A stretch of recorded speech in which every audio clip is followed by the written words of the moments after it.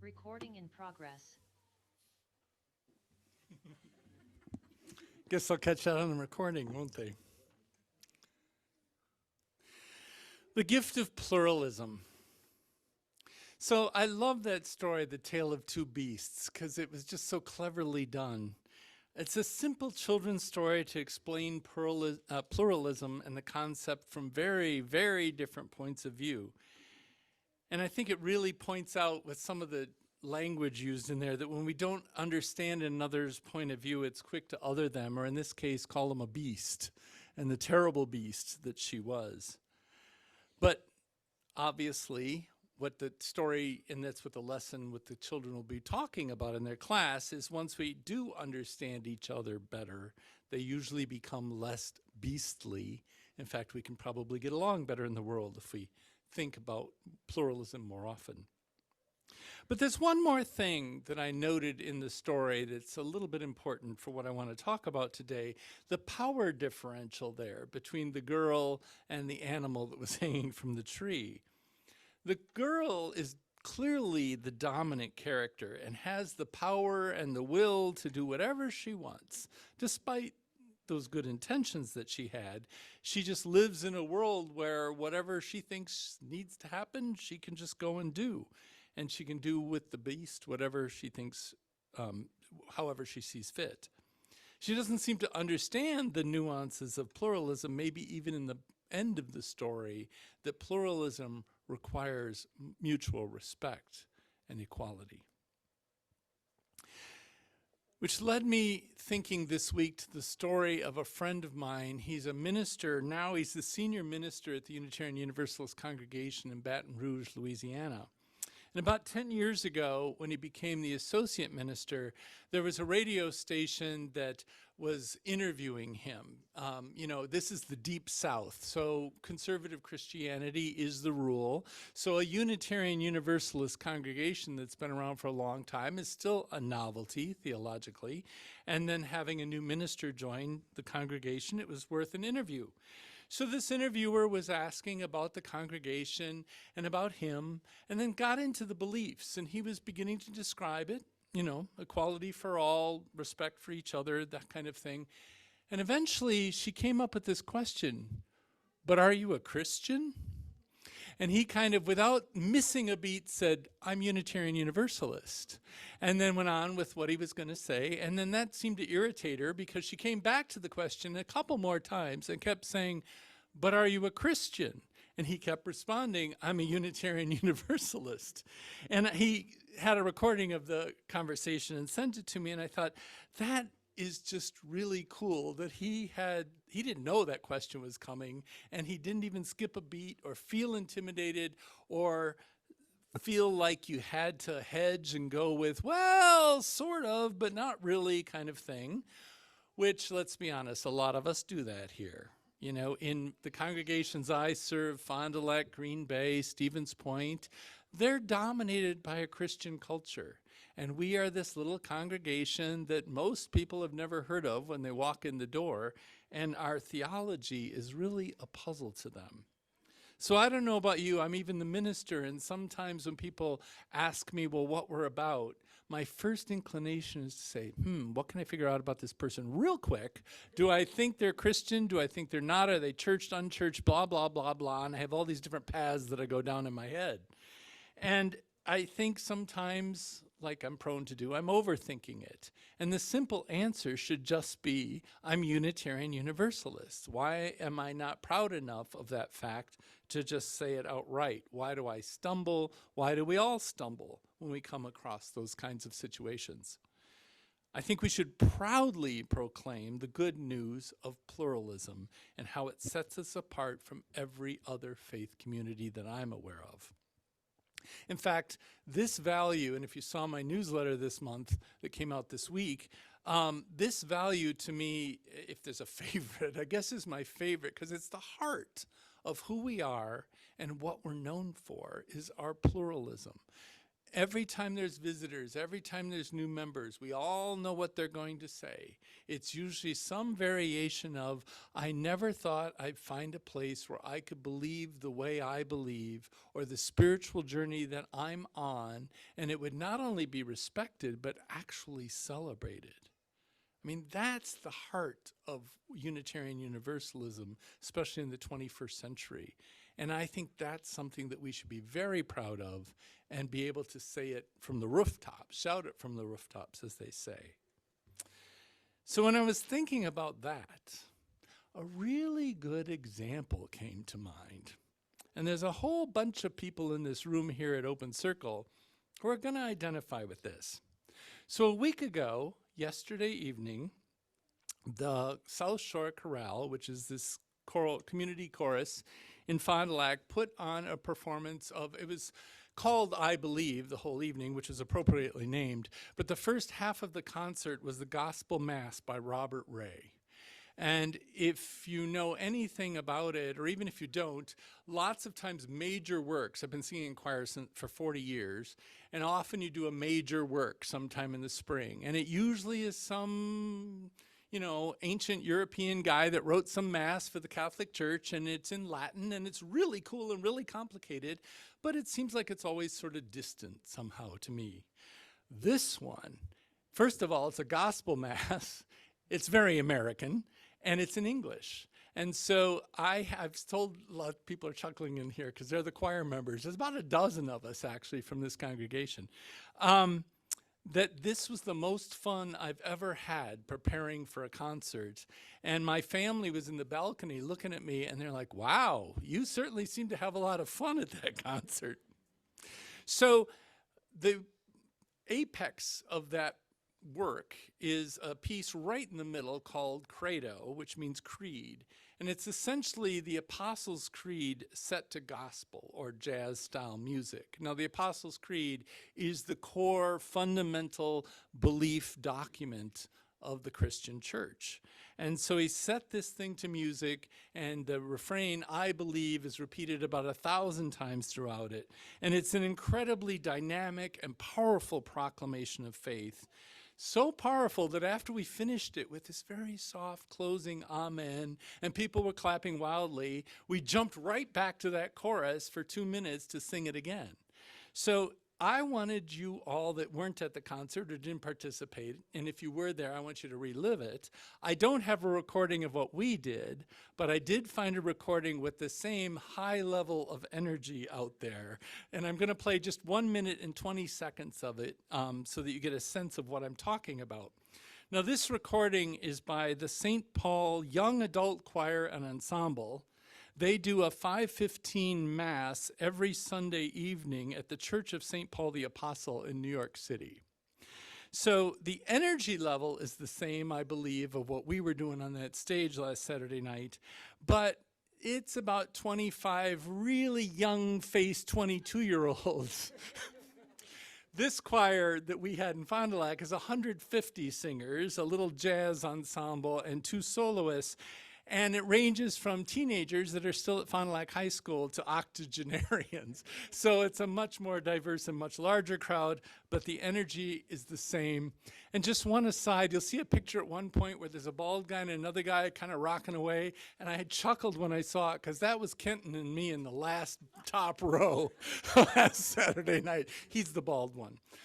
So with that, I'm going to pause the Zoom recording for a minute so I can play it.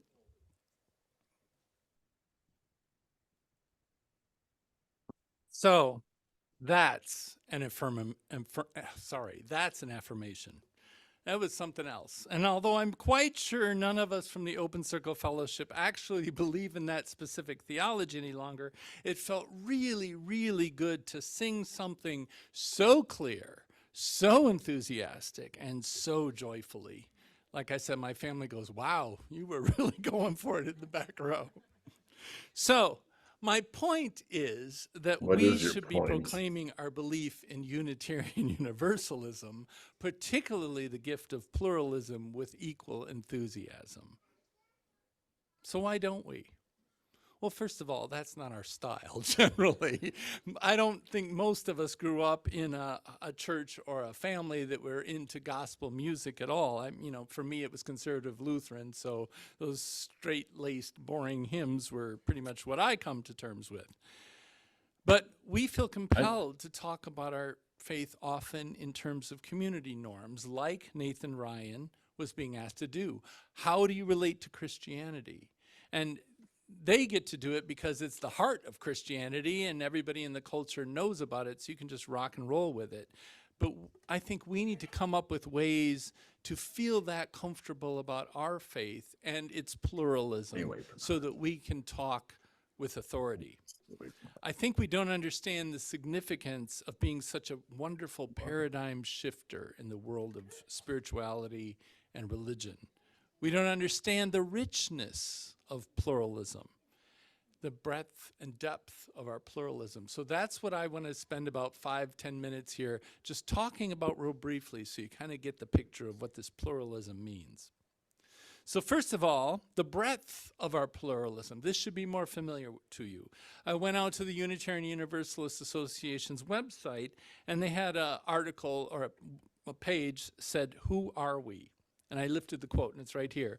"We are Unitarian Universalists and Buddhists, Hindu, humanist, Jewish, Muslim, pagan, atheist and agnostic, believers in God, and more." And I think these hit all the major labels except for one. I thought it was odd Christianity isn't line listed. Oh well.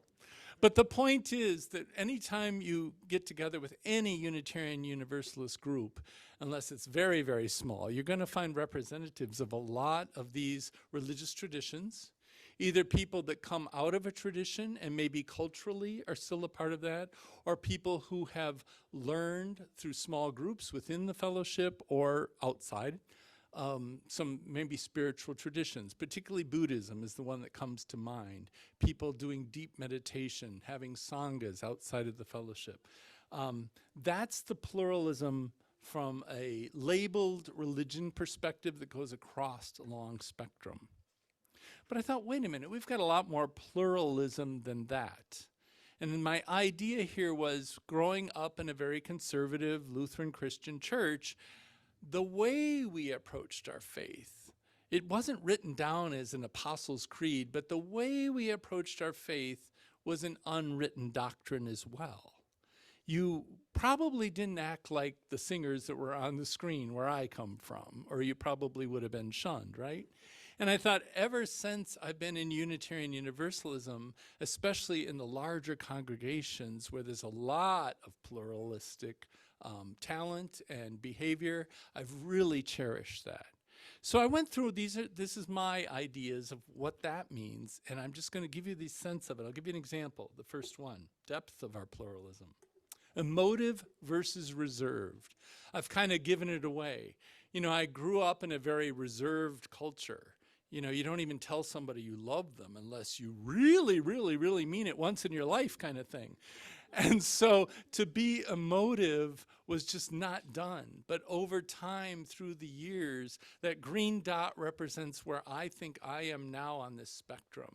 And if I was rocking out in the back of that choir song, then I've come a long way from where I grew up. So where are you on this emotive versus reserved way that you approach your faith, your life, that you show up in the world? The next one, I think this is a big debate and the heart of it still, rational versus mystical. And so these are euphemisms for something divine, supernatural, God, energy field, whatever you want to call it on the mystical side, versus the rational where everything has to be proven, that kind of thing. So those are the two extremes perhaps. And where are you in that space? And I think given my background and my upbringing, I would like to say I'm more on the mystical side, but often I come to it with some skepticism and have to warm up to any kind of mysticism. So I throw myself a little bit more on the rational side. Fluid versus structured. Obviously, my background is very structured.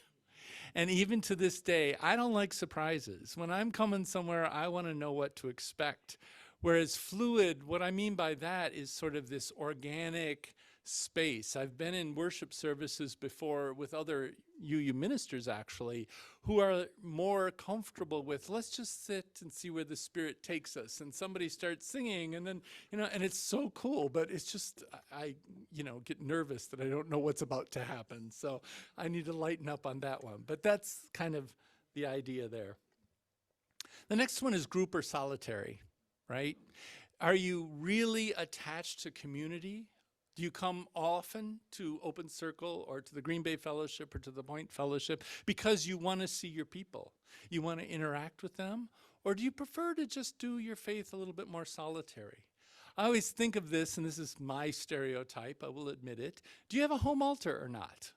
Because a lot of folks I've noticed that really put a lot of intention into a space in their home with sacred objects tend to like to spend a lot of time in that space and maybe aren't always coming to the services. Now that's a stereotype and some people have both. I will admit that as well. But that's kind of where I'm thinking of it. It wouldn't be any surprise to you that my green dot's way over on the group side. Extreme extrovert, love being with people, love to understand how people think and how basically, how does their faith fit into their life? Because to me, they go hand in hand. And the last one, and it has a supplement that's coming after this body versus brain idea. Now, Unitarian, especially on the Unitarian side, but Unitarian and Universalists come out of a tradition where we're very intellectual, very in our head. Back in the days, a couple hundred years ago, Unitarian ministers, they were paid to write sermons, and that was it. And you would come on Sunday morning and they would pontificate for 2 hours and talk about the finer points of a theology. I can't imagine today, in today's world, that that's what they would do. But that's the tradition we come out of. And we're still very much in that Protestant-based, the word and then preaching on the word. There's not a lot of movement. There's not a lot of things you're doing with the rest of your body. And I have learned over time that I'm gravitating more and more towards multi-sensory way of doing things. Again, singing in a choir, rocking away, clapping, all the stuff we were doing last Saturday night is a great example of how far I've come. So where are you on that? And finally, let's talk about all of our senses. This is supposed to be a representation of what I just described, that oral is, where mostly you're sitting listening to something. Visual, you're also, or maybe alone, just watching something, you're visually stimulated. And then there's touch, taste, and smell. We don't do a lot of that except at coffee hour, but there are other faiths that are all about incense and candles and beads or something that you're touching at the same time, or movement. We don't do a lot of that. And I think in the 21st century in particular, once the advent of the internet, it was really available, and videos, today is a good example, the visual has crept in to be almost equal, I think, with the oral. But we could maybe think about ways, maybe in just small groups, to do more with touch, taste, and smell. And the dot, again, is kind of where I've landed. I lean a little bit more towards the visual, I think. So there is my assessment of the gift of pluralism, both the breadth and the depth of it all. And this, my friends, I think is quite a paradigm shifter in the world of religions. It's amazing pluralism. I can't think of another community that celebrates so much variety. And we love to learn. We love to experience. And we are all on a journey of personal and collective growth. And I think, frankly, it's a gift to the world that we should be very proud of. So I have to end. I have to give you my summary. After all of this, what would I say to myself if I was having that radio interview? Hopefully, I would come up with, I am a Unitarian Universalist. And I would say I'm accompanied by about 150 others across the 3 congregations that I serve on the journey of a lifetime. Now, because I came out of very structured religious background, I favor that with which I am familiar. Ritual, routine, and sort of this brain-centric engagement with some oral and visual stimulation. However, that is just my entry point. Once I'm comfortable, I learn from my community of fellow Unitarian Universalists when I am nudged out of my comfort zone into the more mystical, the more fluid, the more physically demanding experiences, and especially those that engage more of my senses. And I strive to be open to all the metaphorical ways of experiencing concepts greater than myself, as long as they are grounded in love. So I had to play with this. I hope you appreciate it. We believe. Back to the words we read together, the Unitarian Universalist value of pluralism, if you can remember them. So I thought, if Robert Ray were still alive, what if I commissioned him to compose a work called The Gifts of Our Unitarian Universalist Faith as a celebration of our values? And what if I said, well, there's this part that needs to be the center of the whole chorus called the gift of pluralism. And I played with the words. You heard the chorus before. And so this is what I think the words would be. We believe that all are sacred, diverse in culture and philosophy and theology. We believe we learn from each other, a search for truth and meaning that's free. We believe in embracing difference with true respect and curiosity. We believe, we believe, we believe in love. Amen. So let's take a minute to just calm ourselves and let it settle in.